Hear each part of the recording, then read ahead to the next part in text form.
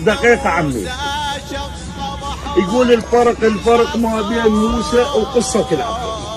الله نعم. الفرق ما بين موسى وقصة العباس.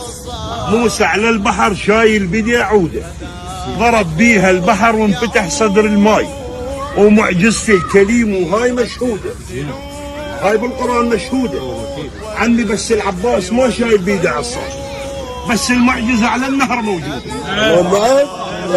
المعجزة على النهر موجودة. انشتت ماي الفرات وخضع للعباس، انشتت ماي الفرات وخضع للعباس، والعباس شاله وأثر بجوده. وبشفيد محفوظ وبشفيد محفوظ وبشفيد محفوظ شفيد محفوظ شفيد محفوظ شفيد محفوظ شفيد محفوظ شفيد محفوظ